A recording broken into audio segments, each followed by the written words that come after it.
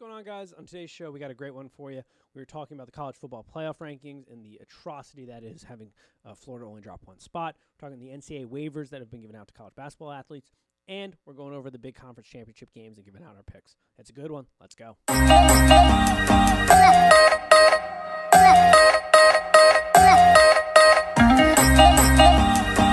And welcome to Trophy Kids presented by Bad News Media. It is December 18th, and I'm sad, Tim. I am very sad. And I am sad because it is conference championship week, which I love, but it also means college football is coming to an end. It's not great for me. I'm not doing well. It is very sad. It is very sad. And I thought you were talking to me. You're very sad because of the group of people that we have on the college football playoff committee. Oh. And for that, Nate, I need to apologize. You saw this coming as soon as the first rankings came out, basically. And I argued with you over basically nothing, saying, and my argument was simple. It was, there's reasonable people on the college football playoff committee. Turns out, boy, was I wrong.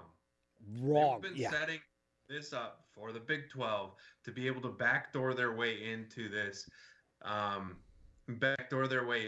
worse than Baltimore backdooring their way into that cover against Cleveland.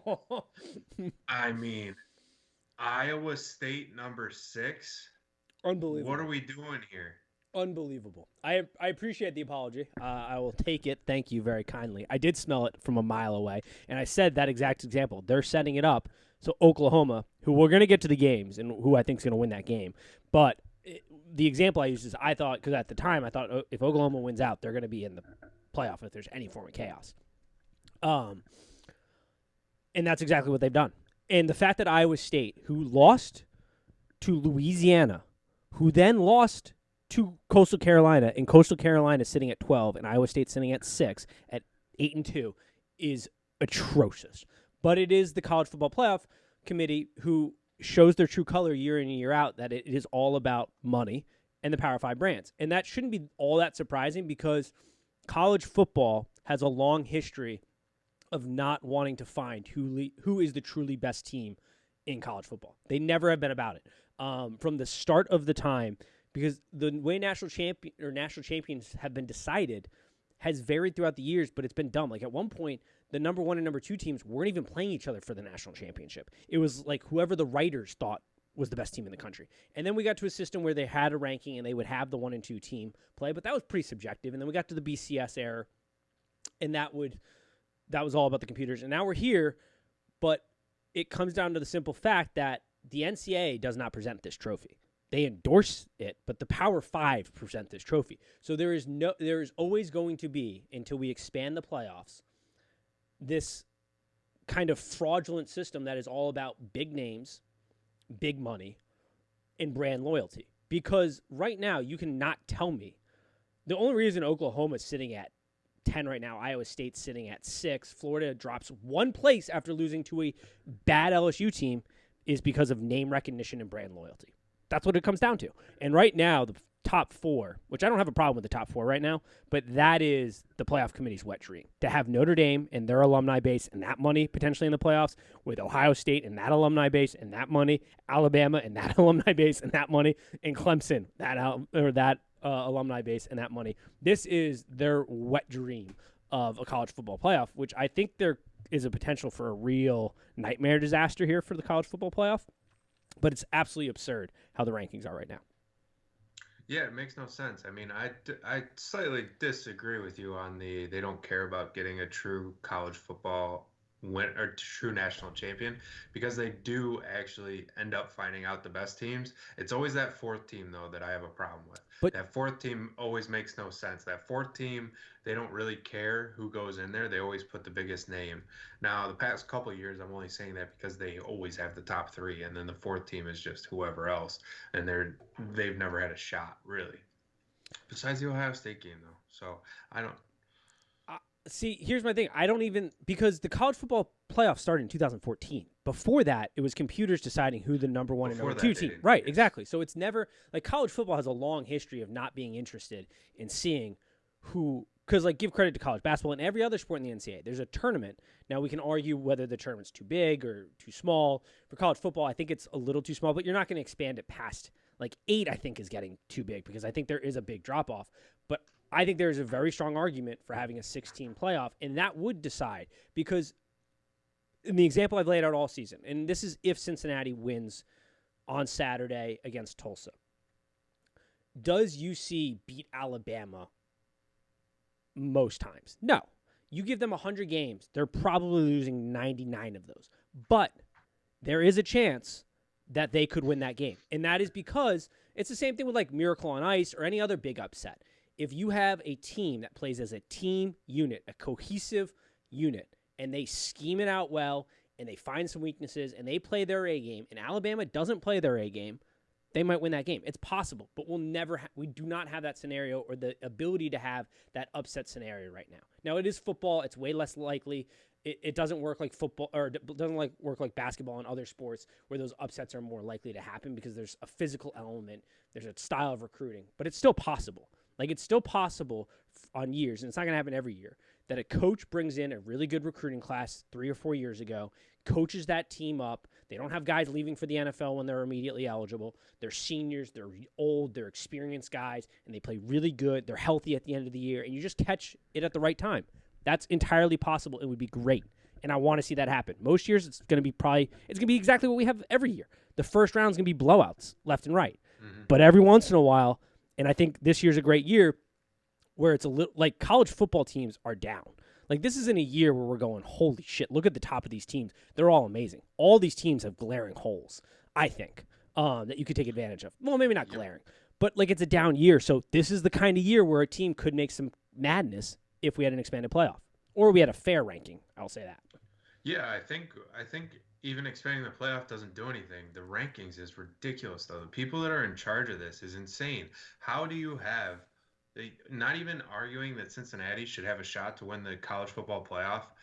We can set that aside. We can say, how could you possibly rank Iowa State, Florida, and Georgia over an undefeated UC team right now? I mean, what are we doing? Dude. Georgia has 2 bad losses. They did not look good at the beginning of the year. No. Sure, they've made a little bit of a run now with JT Daniels as their quarterback, but I mean, they haven't done. You're saying the first like half of the season doesn't even matter then, and then the same with Florida. Like, okay, so the first half of the season might not matter, but what about the second half of the season? Like they just lost a bad game to LSU. Yeah. And then Iowa State. Yeah, I'm with you. What are we doing here? It's a great point. Let's throw aside the could they win in the college football playoffs. Throw that aside, like you said. It's a great point. Like we always say, college football's biggest claim is every game matters. Well, it clearly does not. Like it does not at all. It is not our fault that JT Daniels wasn't ready to go for Georgia. Yes, do they look like a better team? But so what? He could have gotten hurt in the first game, and they would have been in the same situation they were for the first half of the season. Like that's entirely possible. You have to win with what you have. At the time you have it. And they've had chances to go out and get big wins, and they failed. They should not be in the top 10. Florida lost to a bad LSU team. And Dan Mullins is out here like, well, maybe we should only play half a season. Well, you lost to Texas A&M in the first half of the season. So even if you had just played 6 games, you would have been 5-1. So like, who had just gotten blown out by Alabama and didn't look like a real football team. Yes. Like it's absurd.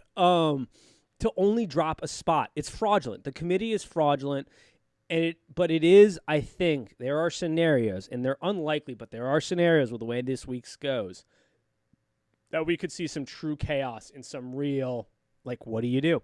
And I'll give you one example. We'll talk about the game, but what do you do if Alabama loses to Florida? Florida's 7 right now. If they're the SEC champion, how do you not put them in? If you have them at 7 this week, they win the SEC champion, but you're going to leave Alabama out?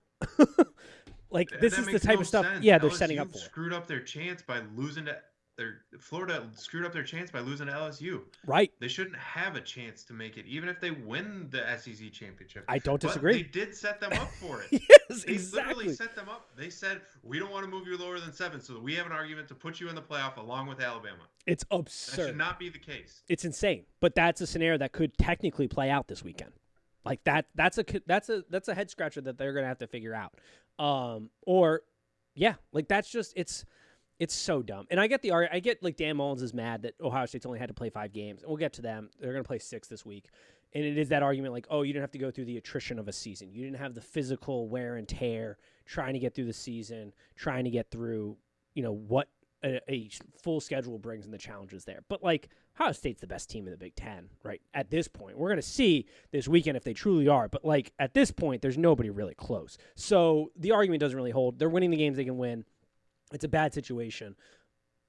There's an argument for them. And they've had a tough mental test to be able to, are we playing this week or are we not playing this week? And they've played down guys and things like that. They've been low staffed. Day hasn't been able to coach to his full capacity because of COVID issues. Like they're making it through in a tough situation. So you can't fault them. You fault the Big Ten as a whole for the situation they put them in. But like you can't fault them for doing what they do. Dan Mullins win the game. Don't have Kyle Pitts out, which Kyle Pitts apparently wanted to play. It was a training staff and coaching decision not to hold him, which to me signals you thought you were going to blow past LSU, which makes sense. You were a great team. LSU's bad this year. But, like, don't hold him in that game.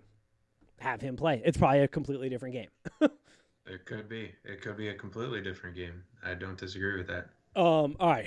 Do you have any other thoughts before we move on? Because we got some things to talk about, some big games to talk about. It's just a joke. And it's upsetting because, like, we hold no power. Like, we're going to tune into the college football playoff no matter what we're going to watch. They're going to cash their checks. They're going to get the TV ratings. And they have no incentive to change right now. I guess if we make a big enough uproar, maybe. But, like, well, I should say, if chaos happens like the scenarios I'm going to lay out later happens, maybe that will force them to change this format. But I don't think anything will. I mean, there's going to be guys like you and I that are going to watch the game regardless because it is college football. Yeah. And then they get the bigger fan bases. So they have the best of both worlds here. Because the people that are fans of college football that are watching the smaller teams like UC are going to watch it regardless of if UC's in it or if Ohio State's in it. Correct. That's how a school like that is as far as fans go. I'm thinking the only way it's going to change is when we have scenarios where big-time programs get screwed because they hold so much weight within their conferences, and ultimately the Power 5 holds weight as to what happens here. Yes. Like if Ohio State missed out this year, they'd be making a big stink, and like that could potentially get some things changed. Potentially. We'll see. But big news NCAA-wise before we cover these games. Huge news this week. Huge news for us as Xavier guys. Big news for Creighton and other programs. Gonzaga, to name a few. The NCAA has granted all transfer waiver eligibility for college basketball this year, and I have to say it is about damn time. I don't know how we started the season without this. I don't really know a good argument for having kids have to sit a year when they decide to change schools, but thank God we have it because this has immediately made, if you're a Big East team, be scared because Xavier is loaded with Ben Stanley coming off the bench now. Yes. Potentially starting too. I don't know. We'll see. I don't know. I don't think so. But like Travis Steele, we'll see how he manages all that talent that he has there and all the guys that can get buckets. But this is huge news for a lot of programs. Creighton to what's his face? The kid from Duke, Alex O'Connell, AOC. He's at Creighton apparently. He got a waiver eligibility. Some other guys. That's news to me. I think so. Maybe don't. I guess I haven't been up on the transfers at all. I saw him. Well, I saw it because a producer of another big time program tweeted like congratulations or something at him. Yep. Another big podcast. He is definitely there, huh? Yeah. Another guy to hate. And there's some other guys there, but this is huge news and big time improvement for the NCAA. They should keep this rule indefinitely. Like I don't see a reason why kids should have to sit out if they make a bad decision or things aren't going away at their school. I don't know why they shouldn't have freedom to go somewhere else and they have to sit a year. It's dumb. Yeah, they should at least have a 1-year waiver or 1-year exception. And I don't know how to say this, but that person that turned down Ben Stanley's waiver should have her job reviewed. Yeah, gone. See ya. Never be near. I mean, any sports organization. How do you even come across that? I believe it was her. I don't know who it was, but the decision process and making around a legitimate academic reason to transfer. Like he has a legitimate academic reason. This was verified by an outside group who looked at the case and said, yeah, he should get his waiver. Like he has a legitimate, because of his learning disability, he has a legitimate claim to needing to be in person. Xavier offers that, and he has a chance to play basketball. Like This is exactly what the NCAA is supposedly about, protecting the student before the athlete part. And they failed the student there. They failed a kid who, and as a learning disabled student myself when I was in college, it is something where like you need services to succeed. College is hard for people with learning disabilities. They need additional services. And to be out here like this kid is trying to better his chances of getting an education and learning while also playing basketball, but we're going to punish him and make him sit out a year because he wants to transfer schools because his school doesn't offer a service right now in COVID to help him learn to the best of his abilities is ridiculous and is infuriating on so many levels. But once again, the NCAA just being a fraud of an organization. Yep, it is ridiculous. And one other quick note as I watch this Kansas-Texas Tech game, the charge needs to be getting rid of. Oh, it should no longer be a call. Dude, Jay Bills, what game was that? Were you watching that? The amount of people that slide underneath everybody and just like fall over for no reason is insane. It's bad. You can have an out of control foul where somebody actually plows you over and then you fall to the ground. That should still be a charge or a motion control foul or whatever that's actually called. But a charge should not be a thing. You should not be rewarded for just sliding in front of somebody and then falling over on your own. It's so stupid. It's the dumbest thing, and I thank God Jay Billis is on that train because he does have a powerful voice, especially within college basketball, and can get some things done.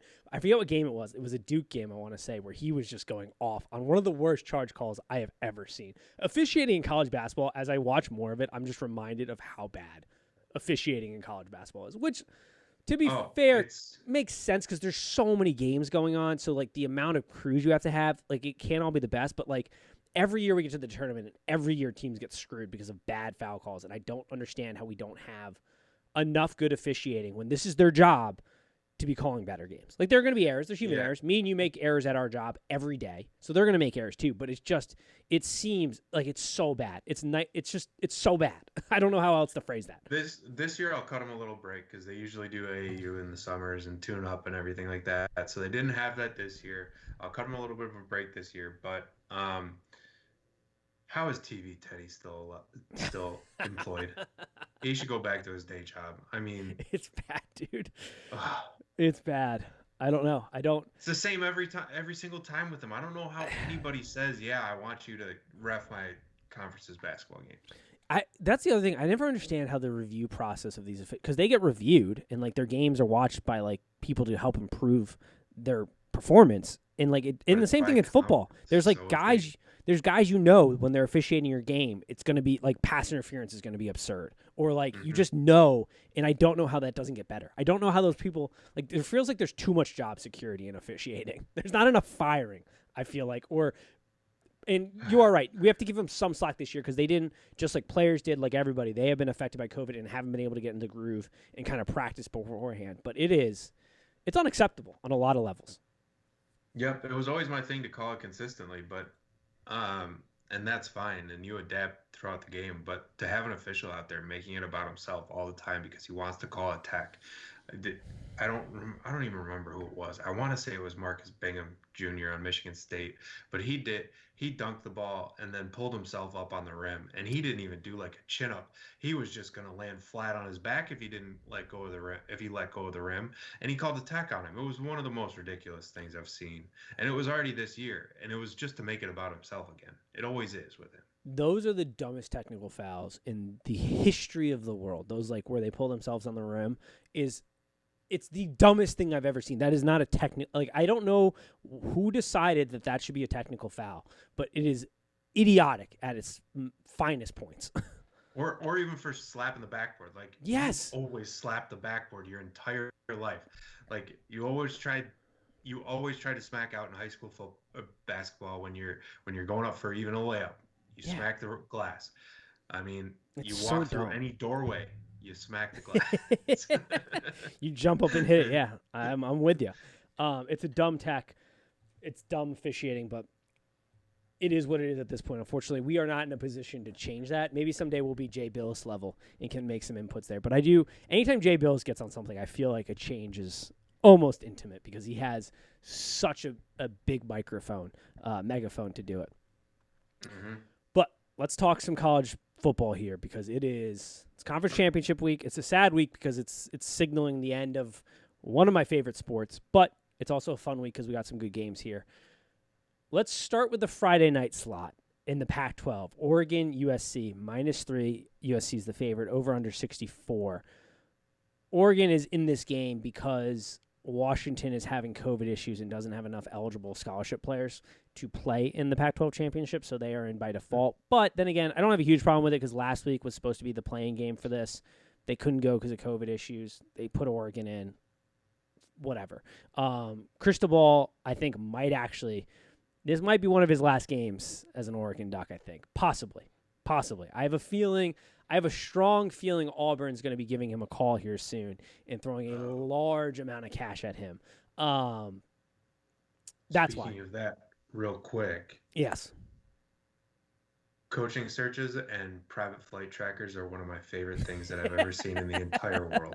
I followed every single private plane going into East Lansing during their coaching search, and watching some of the tweets about a private plane going from Indiana as well down to Auburn is one of the best things in the world. Dude, it's so funny. I don't know when that all started, but my first real memory, it wasn't college football, but it was the Brett Favre tracking. Remember when he was like deciding where he was going to play? That's my earliest memory of, because I don't have a college football team. Like I didn't go to we went to Xavier, obviously the fans know that. My parents didn't go to football schools. Like I don't really have anybody that went to a football school, so I don't really have a football team, so I've never done it. That was my first that's my first memory of like the craziness that is tracking planes. And as I've become older and gotten into college football a little bit more, it's so funny to me when the fan bases are just tracking 6-digit codes on the back of planes to figure out where coaches are going.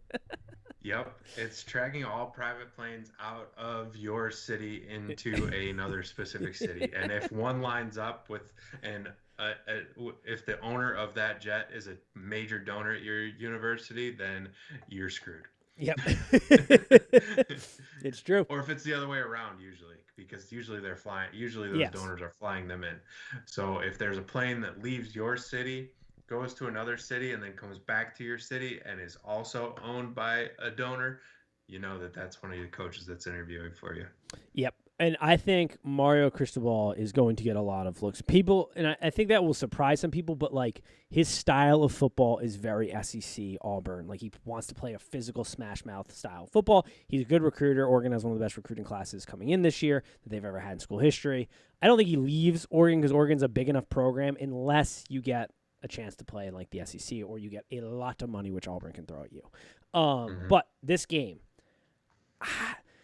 there's a part of me that wants to say Oregon because they are a physical team. They are not great this year, but they are very physical. That can present some problems for USC here. They're versatile on offense, but USC, man, they don't get down on themselves.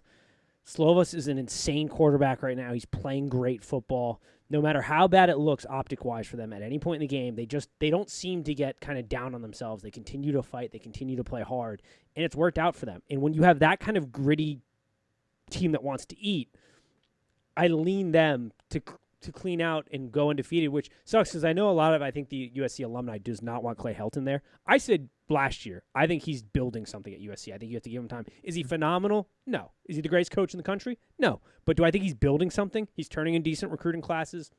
The culture's changing. They're becoming a good football team. I think he's going to be a very good football coach. I think they win this game. I think they win the Pac-12. I think they're looking outside of the playoffs, obviously, but I think they probably sneak into the top 10, and I think they cover this. Yeah, I mean, I was going to say this could be interesting. I mean, you have a 6-0 USC and a 6-0 Ohio State team going in up for the college football playoff. Gee, I wonder which one they're going to choose. Speaking of Ohio State, I think Urban's starting to be rumored to potentially go. Like, USC might be reaching out to Urban. I know he turned down Texas. I was going to say, turned down Texas. Yes, and I don't think he's going to come back to coaching football. I don't. I don't think that's in the cards for him. But if he was going to, USC feels like that fit. It hits on all his things. He's going to get paid well. It's a recruiting hotbed, and it's a program that is very historic, has a long history, but has fallen, not on hard times. They're the 13th team in the country right now. But they are not what people are used to from a USC product. And there's a challenge there, getting them back to the top of the food chain. I think that presents the most USC feels like a right fit for Urban, but I don't think he's coming back to coaching. I think that's a fantasy of people. Yeah, I think once he turned down the Texas job, it seems like he's pretty much not coming back. I'd agree. But also interesting how that whole Texas job search went. Dude, I don't know about Texas. Is I just kind of write them off as a football program right now, and when I don't have to pay attention to them, I don't pay attention to them, and when I do, I unfortunately have to chime in. But like, I am so over Texas, and this Texas is back, but they're not back. But they've got X, Y, and Z talent coming in the door, but it doesn't produce on the field. It's a hot mess down there. And of course, Mac Brown is turning UNC into a program, while Texas is fluttering around. But yeah, I don't. I just had to Google if Tom Herman was still the coach there. Oh, yeah, he is. He sure is. He got an extension. Yeah. Good luck, Texas. Good luck. Mm-hmm. But yeah, I wouldn't blame you if you choose Oregon because I could see it going both ways. This game is so close to me that I would rather take the team that seems to just find ways to win the football game. They get turnovers, and they never seem, in the games I've watched of them, like I watched last week against UCLA, they were down 21-10 at one point. At no point did any of their demeanors look down. Like they just knew, like, hey, we just got to fight hard, and we can still come back in this game and cover, which they did. Thank goodness there. I had a great college football week. I think I went 6-2, I think. But then Sunday, it was bloody Sunday over here in Ohio because the NFL was not kind to me on Sunday. But yeah, I like USC Oregon here. I like USC as well. Yeah, I like USC in that game. All right, Ohio State, Northwestern. The line's at 21, over-under is 51. This line's moved a little bit here. I don't know where I'm at. What? It's down to 20 now. Oh, Not that makes a big difference. Yeah, I was going to say it's moving. Keeps on moving down. There's been rumors that they have a significant player on offense that's out for them. But Ohio it hasn't State? moved enough to make it feel like Ohio State does. But it hasn't moved enough to make it feel like it's Justin Fields. God, no, yeah. That thing would I've been hearing skyrocket rumors down. up here that there is a significant Ohio State offensive player that's out. Interesting. For COVID. I don't know where to put this one. That is interesting. I think I'm leaning Northwestern here for the cover, not the game, obviously. But I don't like this because I could see the argument. Ohio State needs style points here because I don't think they're a lock right now. For the exact reason I laid out earlier. If Alabama loses to Florida, and because the committee put them at 7, I think they're going to have a hard time putting Alabama looking outside, so they put them in at 1 loss. But then how do you deny the SEC champion, a conference champion, who beat Alabama against a 6-win Ohio State team whose best win is Northwestern and Indiana? But, like, I think there's going to be some problems here. So I think they need the style points. I think this is BCS error. You got to beat up on them. But can they beat up on them? Because Northwestern, I feel like my head keeps going back and forth here. I don't know if this is going to be like every time I feel like these games are a blowout or if they're going to play them close because Northwestern's secondary is good. Ohio State has shown some issues offensively. I feel like Northwestern's going to want to control the ball, run the ball a lot, give their guys on defense rest. Ramsey's good enough to make a couple plays. I don't know. I feel like this is closer than 20 points. But I don't know. I could also make the argument the other way. I don't know what to do here. I don't know what to do here either, Nate. You talked my mind into a pretzel. I was pretty sure that Ohio State was going to be coming down here, looking for style points and putting up a lot of points. But after hearing that there's a few more people out with COVID at Ohio State, and I don't trust their defense. And when Justin Fields played in the one big game for Ohio State this year that they had, he had a few picks. I mean, he got rattled once people were getting to him. This is my conundrum because I don't like this isn't the normal Ohio State team right now. Yeah, like I think I lean Ohio State. Like they obviously don't want to blow them out, so it's if they do get up big early, I think blowout is intimate or going to happen. But in my head, I'm thinking, okay, it's Northwestern. What are we looking at here? I think Northwestern is efficient on offense, but they're not like their wide receivers aren't beating Ohio State's guys 8 out of 10 times. Right. But they beat them enough, and Ramsey makes enough plays to get first downs and to have some chunk plays. So can they control the clock with running the ball? I think yes. I don't look at Ohio State's defense. I mean, their weak point is obviously their secondary. But I don't think they're so blow your socks off good here that Northwestern isn't going to be able to control the clock. And then I look at the other side of the ball and I go, okay, Northwestern has good secondary.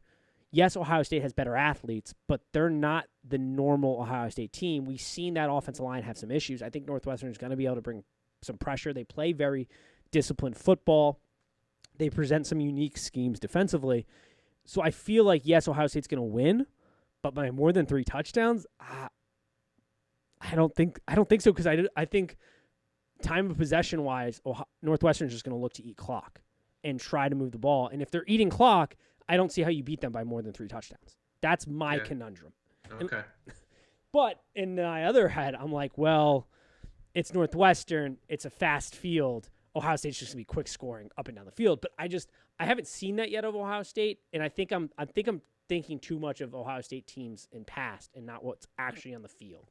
And that's why I'm having a hard time justifying Ohio State here at 3 touchdowns, essentially. Yeah, I'd like to see Ohio State just blow them out and solidify themselves in the college football playoff for the Big Ten. But I don't know that I see it either. I mean, I'm like you. I am seeing Ohio State teams of old, but I haven't seen an Ohio State team of old on the field this year. Correct. Which is my problem. I think there's just I don't know. I don't have a good grasp. And it's hard because they haven't had like an opportunity to show that they're the Ohio State team of past either, really. I mean, they did somewhat against Indiana, but other than that. But even in that game, you go, well, the offensive line wasn't great. They were able to bring pressure. Justin Fields collapsed under pressure. The secondary had some problems with Indiana. Like, that's the one true test, and we're left with a lot of questions.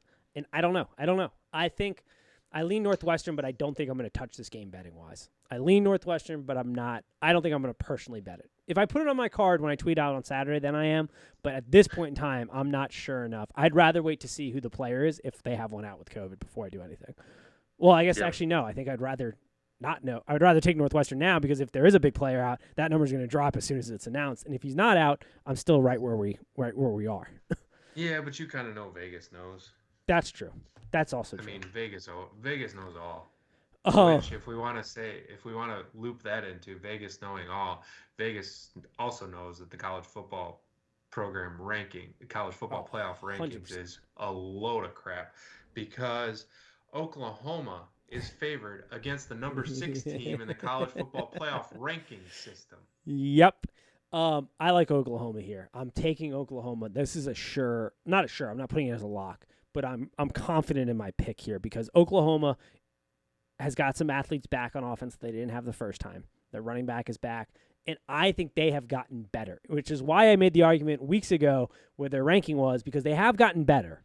Like, they have progressed. The defense has gotten a little bit better. The offense is clicking a little bit more. Not to the point where they should be in the college football playoffs, so do not confuse what I'm saying there. But I knew, because they had been improving, the committee was going to set them up, because I think they were going to win out, and I think they're going to win out here, and I think they're going to do it by at least a touchdown or more. I like the 5 number, because I just think Ohio State's good. I think the coaching situation's good there, but they are not a team where if Oklahoma is really clicking offensively, that's going to stay with them. They just don't have that in them, I think, right now, against what Oklahoma presents defensively from a schematic standpoint, and being able to bring pressure and to kind of mess with Purdy's head a little. So that's where I'm at. Yeah, I like Oklahoma in this game too. I think Spencer Rattler, after he got benched, has started to come under, or get himself under control, basically, and start playing out of his mind. So I like Oklahoma for that reason, and that's another reason why the college football playoff committee is a load of shit, because they only put Ohio State or Iowa State at number 6 so that they could argue that Oklahoma beat the number 6 team in the country to possibly get them in if all hell broke loose at the top. Yep, 100%. And they've had other teams in the top 20 that shouldn't be there, aka Texas, in the top 25, to help protect that as well, because that's another feather on the cap if they need to make an argument. God, I don't even go down that far in the college football rankings either. I didn't know Texas was in there. Texas is currently sitting at 20, at 6-3 right now. They're sitting at 20. Oklahoma State's at 21. Colorado's 25. And then you have Oklahoma and Iowa State. Yeah. Oklahoma State kind of has an argument. They're 7-3 right now, and they're sitting at 21. And Colorado's at 4-1. Oh wait, no, Colorado's not in the. What am I talking? Colorado is in the college football rankings. They at are. 25. They're in the Pac-12, right? Am I losing my mind? Yes. Yeah. Okay. Yeah, I was putting them in the same conference. They're not. But yeah, they're putting Texas at 20 and Oklahoma State at 21 to help give some extra feathers in the cap if they need to make an argument for Oklahoma to get in. It's ridiculous. It's utterly absurd, but I do like them there. The big game. The big kahuna, I think. The most interesting game, Clemson Notre Dame. The line's 10.5, over under 60. I know you have some feelings here. I also have some feelings here, but I'm nervous about the way I'm going to bet this game. I have some feelings, but they're not very strong ones, Nate. So here's go ahead. Yeah. Because my feelings are two totally opposite feelings, and it's either Clemson's going to blow them out or I'm taking Notre Dame money line. I mean, there's really no in between for me right now, and I don't know what to do. I am going Clemson here, and I'm going Clemson for these reasons. I don't love the pick, but I'm taking Clemson here for those reasons. First reason, Clark Lee, I think's his name, defensive coordinator for Notre Dame. He's the Vanderbilt coach. What does that mean? That means he spent time interviewing. It means he's spending time putting together his staff. It means he's spending less time. I know it sounds stupid, but it's true. He's definitely spending less time than he would on film and everything else getting ready for this game had he not gotten the Vanderbilt job. He is going to be the Vanderbilt head coach. That's been announced. That, I think, presents an issue because the first matchup, there were opportunities throughout that game where DJ just, and to his credit, he played great for a guy who'd never started on the road before. Tough team, great team, presents a real challenge in their front seven, but there were reads and throws to be made that he did not make that Trevor Lawrence will absolutely make, in my opinion. And so when you throw Trevor Lawrence into the mix, being able to do that, and you get a healthier defense, because what's his face, Skansky or whatever, the middle linebacker, he's going to be back. Mike Jones is going to be back on defense. It's a little healthier on defense than they had the first time around. I think that presents a unique challenge to Notre Dame, where I don't love the 10, but Notre Dame has a great front seven. We know that. They're really good run defense, so ETN's kind of taken out, but I think they get creative, especially with Trevor Lawrence, putting him in the slot, running some screens, getting him into the open field. And the secondary for Notre Dame, in my opinion, is not very good. I shouldn't say not very good. That's wrong. Not very good to where they're the number 2 team in the country. Like, that's their weak point. Like, if you look at that defense, their weak point is their secondary. And I think Trevor Lawrence, having him back, having him have more experience in reading defenses in big games, making throws, his arm talent's better, his mind is sharper. This, I think, presents a challenge here for Notre Dame. I think it's probably a 14-touchdown kind of game here. So I think I take Clemson. But I'm also not going to be surprised if Notre Dame comes and wins this game. I just think adding all those layers in when you went to overtime the last time you played on home field is tough for me to justify that Notre Dame's going to win this game the second time. But they might. They've been a great team all season. I prefer to go Clemson and bet what I know than take a risk. Yeah. What I like about the Notre Dame money line pick is as much as you say that DJ might have missed some reads that you think Trevor Lawrence would have made, he still had 400 yards with 3 touchdowns. Oh, he played great. So yeah. So that being said, I mean,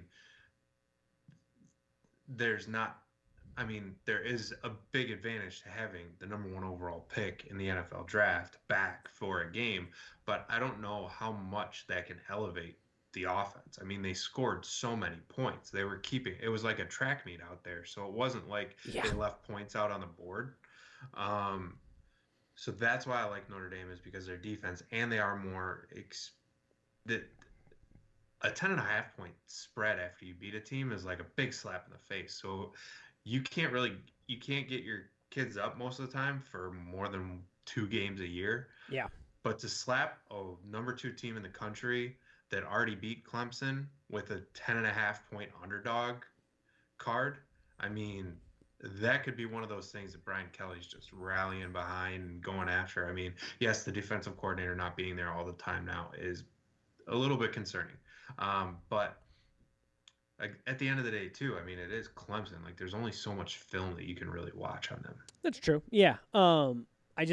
Anytime there's a lack in focus because you got other stuff going on, to no fault of his own, that's just the world of college football right now. He's taking a job. He's furthering his career. I'm not faulting him in there. It's just, for me, with all those added up, I'd rather lay the money, even though this line is moved, which I don't love, because I think it opened at a touchdown 7, and it's moved to 10. I don't love that, but I'd rather bet Dabo and that team who knows if they lose, they're done.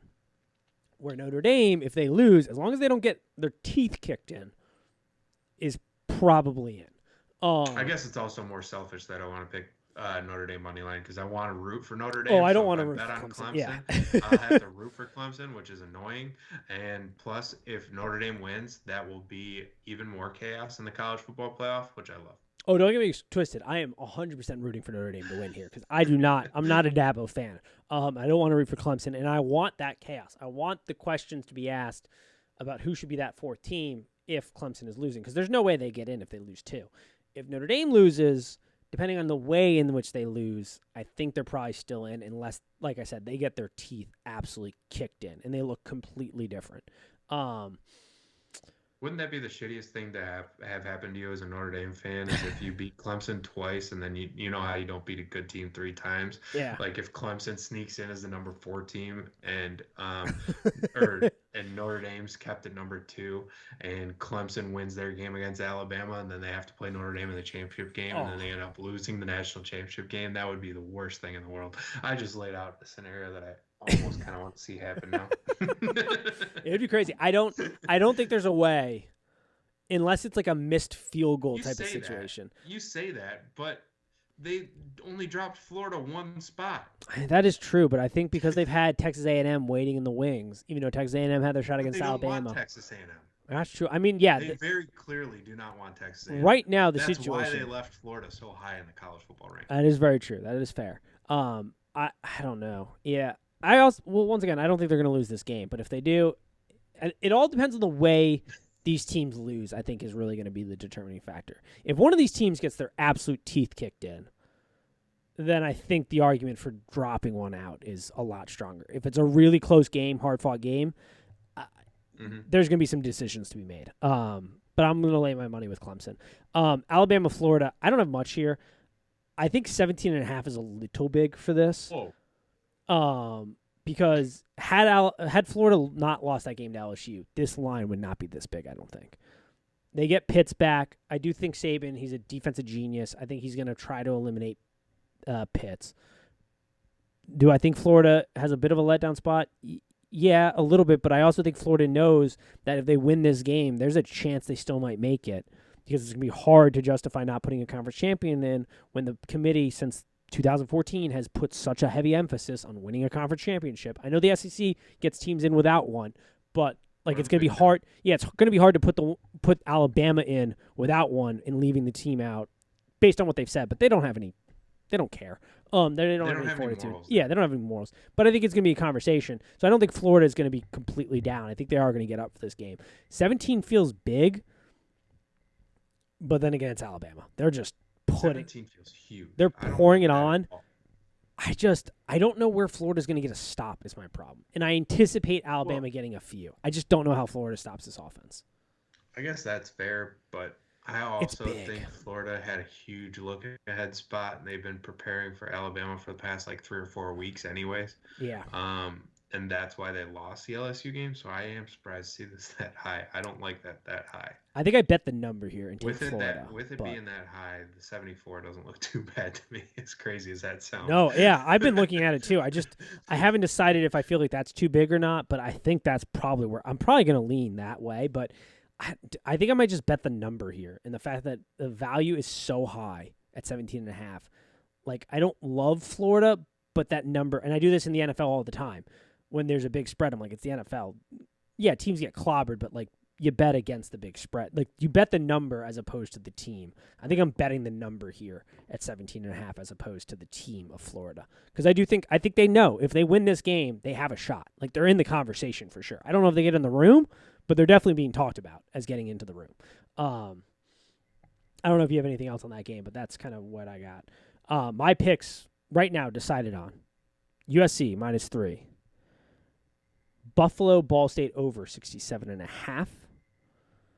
Oklahoma -5.5. Buffalo, Ball State over. Yes, Buffalo has been hanging it on teams. They in all 5 of their games they've scored more than 40+ points in all 5 of their games. They average rush for 344 yards a game. It's And it's incredible. mainly by like one guy. Yes, it's incredible. And Ball State does not. I don't think they have. From what I read, they don't really have much of a defense that can stop them. So if Buffalo is, if in all 5 games they've scored more than 40 points, I'm assuming they're going to do that. Their defense hasn't looked great from what I read and what I've looked at number wise. So I think it's not unrealistic to have Ball State. The spread's at 13, so like they put up 27.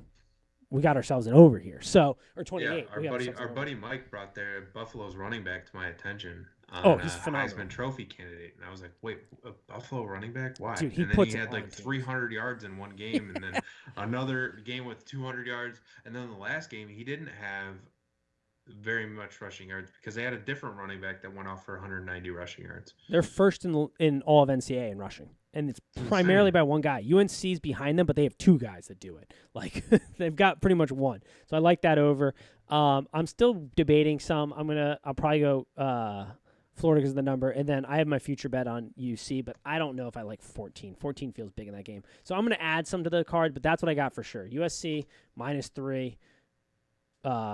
What did I say? Oklahoma -5.5 over 67.5 for Buffalo Ball State game, and that's all I've got at this time. But I will add. I kind of like the UC -14.5 with them being given the 8th spot in the college football playoff. That's just absolute disrespect for no reason. Correct. Sure, they struggled against UCF. I made the argument earlier that they really did not deserve to be in the conversation for the college football playoff. But then the committee went out and just slapped me in the face, said, "You're an idiot. We're going to put Iowa State and Georgia and Florida after they lost an embarrassing game to LSU over UC." So with that being said, I think UC is going to come out here for a vengeance and look like they did in the earlier in the year before the UCF game, when we just kind of knew it's going to be embarrassing after the end of the first quarter, no matter how close the game's supposed to be. I agree. To a point, I have my future bet on them to win the conference. I agree with that assessment. I mean, fuck it. I'm just gonna go UC. I've been riding them all year. Fuck it. Let's just go with them. Let's ride it on them. I don't know if you had any bets outside of that, but that's my card as of right now. I will add to it as the week goes on, or as we get closer to game time here. Righty. Perfect. Well, that'll do it for us this week. As always, peace. Peace.